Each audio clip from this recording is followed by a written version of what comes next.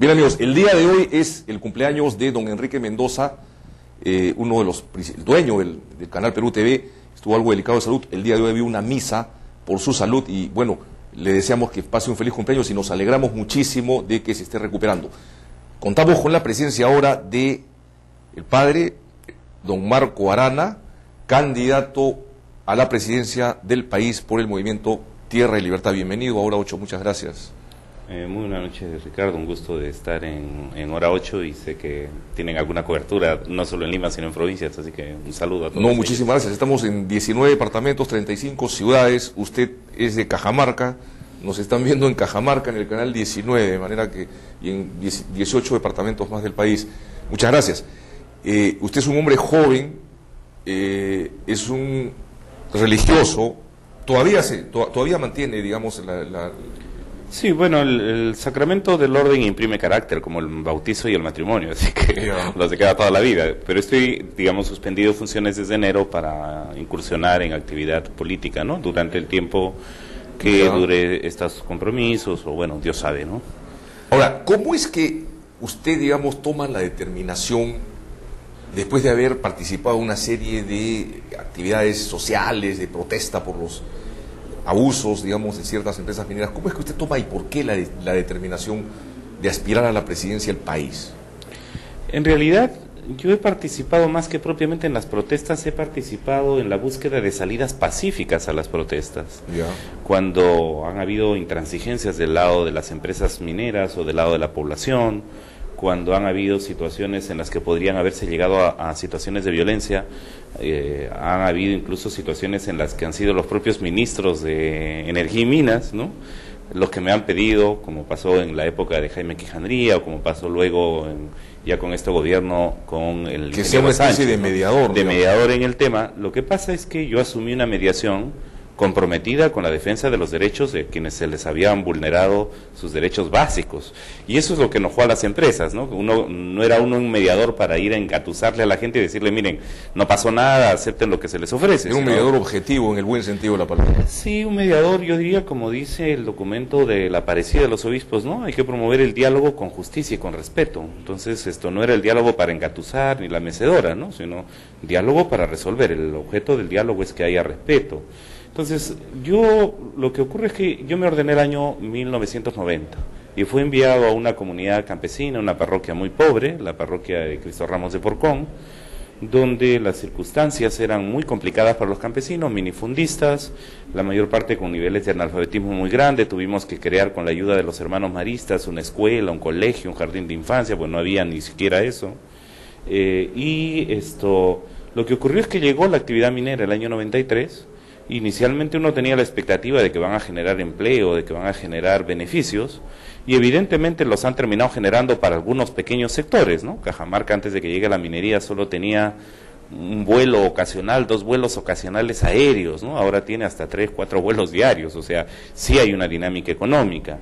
Pero han aparecido comercios, negocios que no habían antes, ¿no? Así es, o tenemos un colegio particular vinculado a los hijos de la mina que tiene currículos intercambiables con Europa, cuya pensión cuesta $320 al mes. O sea, hay ciertos beneficios, hay hoteles de 4 estrellas, hay restaurantes. ¿Y los beneficios de del canon, las regalías y la ayuda voluntaria en el caso de Cajamarca, le parece insuficiente? No, lo que pasa es que la ley de Fujimori es una ley bastante perversa para las poblaciones. En el caso de Cajamarca, el canon minero no fue significativo hasta el año 2006 y la actividad minera comenzó el año 93, porque hay un dispositivo que dice que solo comienzan a tributar una vez que han dejado de invertir.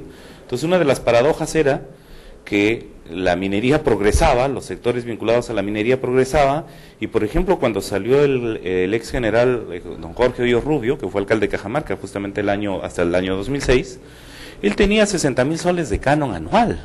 No tenía nada para hacer. Lo que pasa es que recién a partir del año 2005, 2006, cuando dejan de invertir, el canon se dispara y entonces hay un problema. De lo que se recibía muy poco, se pasa de un año a otro a recibir 40 millones de soles, 60 millones de soles, y se provoca una inercia, ¿verdad? El que no estaba acostumbrado a gastar dinero, de pronto incluso no tenía ni la cartera de proyectos, entonces se genera una situación terrible de desigualdad muy grande y de ineficiencia, ¿no?, de percepción de ineficiencia.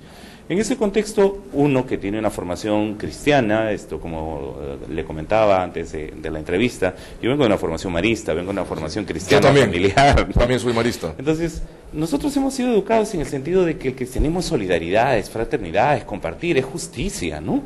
De acuerdo. Entonces, uno intentaba por muchos medios de que esas situaciones encontraran soluciones dentro del entendimiento, del diálogo, del respeto.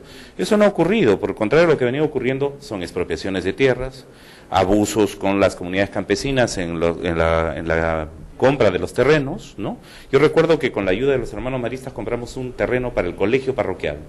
Y como es gente que tiene muy poca tierra, pagamos en ese momento el equivalente de cerca de $2,000 por hectárea y media de terreno. ¿Sabe cuánto estaba pagando la mina con amenaza de expropiación? $25 por hectárea, en el mismo lugar.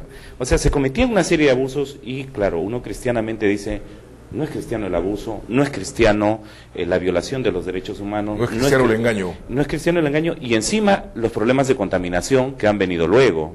Entonces, por años yo he venido trabajando, formando líderes, catequistas, formando jóvenes, luego pasé a la parroquia universitaria, formamos un grupo de profesionales que ahora trabajan en una de las ONGs más prestigiosas en materia de conflictos y impactos mineros, ¿no? Pero veíamos que eso es insuficiente, o sea, antes teníamos solo un problema, ahora tenemos varios problemas en Cajamarca. Hasta el 2004 no tuvimos ningún campesino asesinado. Ahora tenemos 8 campesinos asesinados en la región norte y uno de ellos incluso es uno de mis catequistas, ¿no? Yanacanchilla.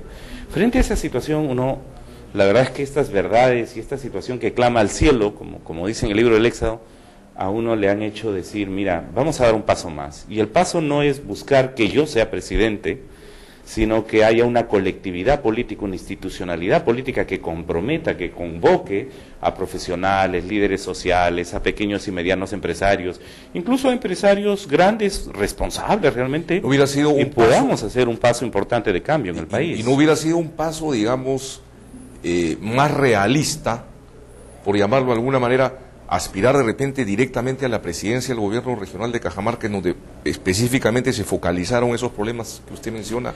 ¿Por qué dar el gran salto a la política nacional? Es una muy buena pregunta y que en Cajamarca además muchas veces me lo han hecho, ¿no?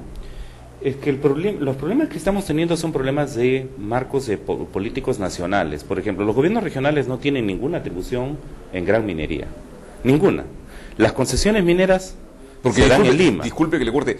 Así como Cajamarca, digamos, en ciertos aspectos no es un buen ejemplo por las cosas que han ocurrido en el terreno de la explotación minera, no negará que hay otras localidades en el Perú en donde sí ha habido un manejo, digamos, más consciente de la digamos, menos conflictivo en algunos casos, como ha pasado, por ejemplo, en la zona de Huaraz, que no ha tenido tanta conflictividad como la que ha habido en Cajamarca. Sin embargo, hay problemas sustantivos. Yo acabo de estar en Huari, acabo de regresar de San Marcos, en Huaraz, acabo de venir de la zona de Apurímac y de las provincias altas del Cusco, de Espinar, por ejemplo, donde está también otro gran proyecto minero. Acabo de estar en Mollendo, donde está Sauder, he estado en Tacna, en Torata, en Moquegua, he recorrido el conjunto del país viendo estos temas.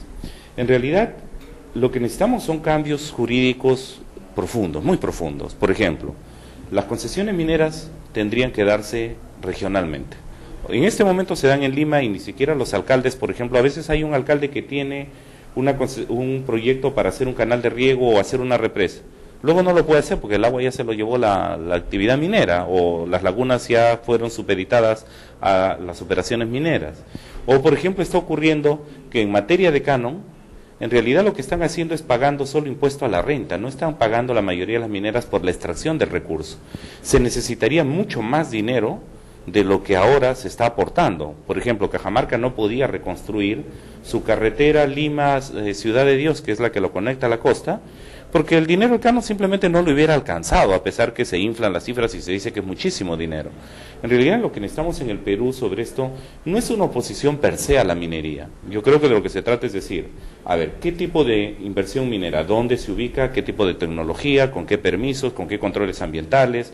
¿Con qué normas laborales? ¿Con qué normas tributarias? Me piden que vayamos a un pequeño corte comercial y regresamos con Marco Arana, líder del movimiento Tierra y Libertad. No se vayan, esto es Hora 8.